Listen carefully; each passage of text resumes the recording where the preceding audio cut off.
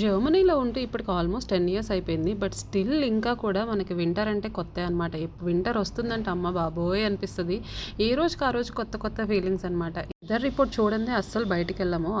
Almost ఇదొకటి అయితే అలవాటయిపోయింది. ఈరోజైతే ఈవినింగ్స్ ఆఫీస్ నుంచి వచ్చాక కూడా స్టిల్ చూడండి ఇప్పుడు టైం 5 అవుతుంది.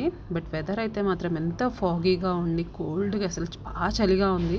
చేతులు ఇప్పటికీ నేను బయట పెట్టలేను. అయితే చలి పుడుతుందనమాట. బట్ మార్చుకొని ఫోన్ అయితే వీడియో తీయాలి కదా అని చెప్పి పట్టుకున్నాను.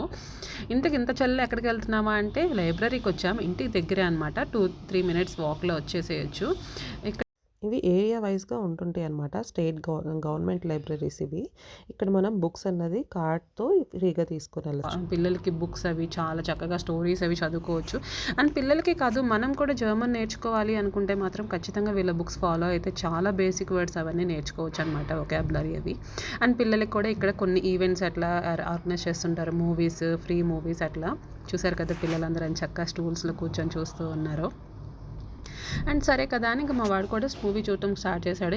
నేను కొంచెం సరే బుక్స్ ఎక్స్‌ప్లోర్ చేద్దాం ఏమేమి ఉన్నాయా అని చెప్పి చూస్తూ ఉంటే నాకు ఇక్కడ ఒక ఇంట్రెస్టింగ్ బుక్ కనపడింది. మన మహాత్మా గాంధీ బుక్ అది జర్మన్ లైబ్రరీస్‌లో లోకల్ లాంగ్వేజ్‌లో పబ్లిష్ అవ్వటం అన్నది మామూలు విషయం కాదు. ఎంత హ్యాపీగా అనిపించిందంటే నాకైతే ఇది చూసాక వాళ్ళ గ్రేట్‌నెస్ కానీ, వాళ్ళ వాల్యూస్ కానీ ఇలా వరల్డ్ వైడ్‌గా పీపుల్‌కి రీచ్ అవ్వడం అన్నది ఎంతో అమేజింగ్‌గా ఉందసలు.